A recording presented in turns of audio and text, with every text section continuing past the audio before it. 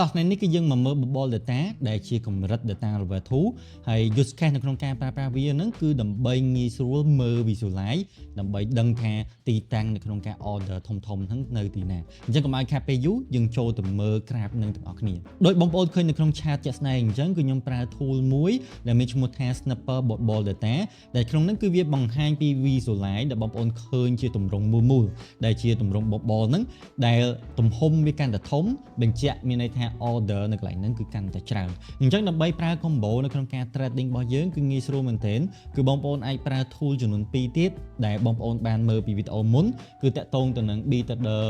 concept 2.0 ហើយនឹង snapper volume data ដែលជា tool សំខាន់មួយនៅក្នុង concept របស់យើងអញ្ចឹងនៅក្នុងហ្នឹងគឺបងប្អូនអាចរងចាំនៅពេលដែលមាន order ធំកាត់ឡើងដែលយើងអាចឃើញមាន plot zone ដែលបងប្អូនឃើញកន្លែង zone ពណ៌ក្រហមនេះអញ្ចឹងហើយមាន zone ក្រហមខៀវហ្នឹងមានន័យថាជាតំបន់ដែលរវាង delta នៅក្នុងទីផ្សារហ្នឹងគឺចាប់ផ្ដើមមានការចាក់ចូលច្រើនមែនទែនអញ្ចឹងគឺដូចបងប្អូនឃើញបបលនៅកន្លែងនេះអញ្ចឹងគឺវាធំខុសគេអញ្ចឹងមានន័យថាទំហំនៅក្នុងការចាក់ចូល sell ហ្នឹងគឺច្រើនអញ្ចឹងការងាររបស់យើងគឺមាន2ដោយការពីមុនដែរយើងមើលថាតើការចាក់ចូល sell ហ្នឹងគឺ sell manipulation ដើម្បីគ្រាន់តែផ្ដាច់អ្នក buy ហើយត្រឡប់ទៅវិញឬមួយក៏ការចាក់ sell ដើម្បីបន្តទិសដៅ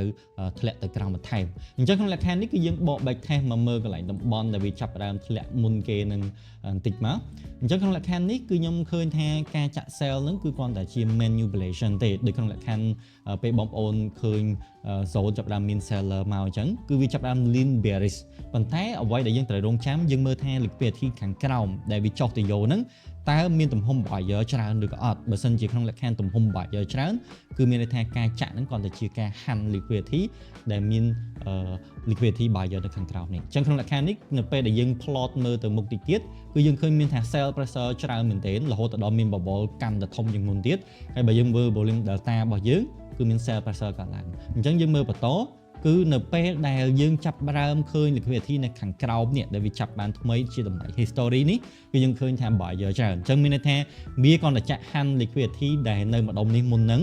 រួចបន្តយកមក limit order ដែលនៅ zone នៅកន្លែងនេះដែលមាន buyer រហូតដល់ 63% អញ្ចឹងការងាររបស់យើងចាំមើលថាតើមាន reaction buy មកវិញឬក៏អត់អញ្ចឹងបើសិនជាក្នុងលក្ខខណ្ឌមាន reaction ឬមួយក៏ delta buy មកវិញទើបយើងធ្វើការ buy បានប៉ុន្តែជាក់ស្ដែងដោយសារពេលហ្នឹងគឺវាពេលព្រលឹមដែលយើងសម្រាប់បានហើយអញ្ចឹងម៉ោងស្មើនេះគឺយើងអត់គួរនៅក្នុងការត្រូវទេប៉ុន្តែត្រឡប់មកមើល zone កន្លែងនេះវិញអាចងាយស្រួលនៅក្នុងការឧទាហរណ៍ជាងអញ្ចឹង zone កន្លែងនេះមុនពេលដែលវា plot ចាប់ delta រវាង bubble liquidity នឹងចាប់ផ្ដើមកាន់តែធំគឺយើងឃើញថា volume data យើងចាប់ផ្ដើមមាន aggressive sell ហ្នឹងមកបណ្ដាហើយប៉ុន្តែយើងត្រូវទៀងជាមួយនឹង liquidity ដូចគ្នាប៉ុន្តែអ្វីដែលបងប្អូនឃើញកន្លែងនេះគឺមាន buyer រហូតដល់ 82%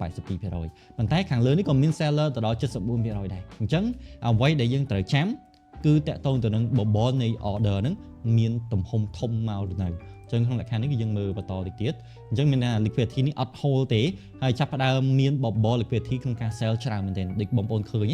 កន្លែងនេះគឺចាប់ផ្ដើម bubble ចាប់ផ្ដើមធំហើយមាន plot zone ពណ៌ក្រហមនៅពីក្រោយអញ្ចឹងមានន័យថាតម្លៃប្រវត្តិសាស្ត្រដែលធ្លាប់មាន buyer 82% ហ្នឹងគឺលែងមាន order ដែល buy ហើយព្រោះដោយសារបើមើលទៅលើ limit order ឬមួយក៏ការ order execute គឺ bubble ពណ៌ក្រហមធំជាងគេអញ្ចឹងមានន័យថា seller pressure អញ្ចឹងយើងអាចធ្វើការ sell បានហើយយើង target liquidity នៅខាងក្រោមអញ្ចឹងទៅដូចបន្តខាងលើអញ្ចឹងនៅពេលដែលយើង target ដល់ liquidity ដែលយើងយក profit នៅខាងក្រោមនេះរួចបន្ទាប់គឺយើងឃើញ zone នេះបងប្អូនឃើញ zone ពណ៌បៃតងហើយ bubble ចាប់ផ្ដើមឃើញពណ៌ខៀវ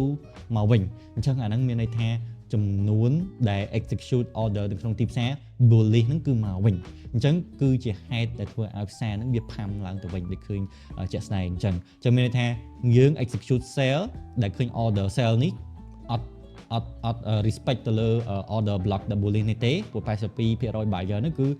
អត់ធ្វើការ buy មកវិញទេប៉ុន្តែធ្លាក់ដល់ជើង order block ខាងក្រោមនេះឬមួយក៏ជើង support នៅខាងក្រោមនេះស្រាប់តែមាន order buy ហ្នឹងគឺមកវិញអញ្ចឹងគឺយើងអាចឃើញកន្លែងហ្នឹងជាក់ស្ដែងដែល plot លើ graph របស់បងប្អូនផ្ទាល់តែម្ដងអញ្ចឹងងាយស្រួលបងប្អូននៅក្នុងការបត់បែនទេនៅពេលដែលវាចាប់ផ្ដើម plot data ចាប់ផ្ដើម bullish មកវិញគឺវាចាប់ផ្ដើមឡើងទៅ hand liquidity ខាងលើម្ដងអញ្ចឹងសម្រាប់ bubble ហ្នឹងគឺបងប្អូនអាចយកទៅប្រើប្រាស់ free បានដោយបងប្អូនគ្រាន់តែជួយ like វីដេអូនេះ share ហើយខ្ញុំនឹងបញ្ចេញវីដេអូពីវិធីសាស្ត្រនៅក្នុងការ claim tool នឹងយកទៅប្រើប្រាស់ដែលអត់គិតថ្លៃទេព្រោះ tool Data Relevant Tool បងប្អូនដឹងស្រាប់ហើយគឺបងប្អូនត្រូវចំណាយលុយច្រើនមែនទែនដើម្បីទៅ access វាប៉ុន្តែសម្រាប់ team ពួកខ្ញុំគឺយើង provide ឲ្យបងប្អូនប្រើប្រាស់ free គ្រាន់តែធ្វើ step ងាយៗមួយចំនួនតែប៉ុណ្្នឹងអញ្ចឹងអរគុណច្រើនជួបគ្នានៅក្នុងវីដេអូបន្ទាប់ពីវិធីសាស្ត្រនៅក្នុងការ claim យក tool ហ្នឹង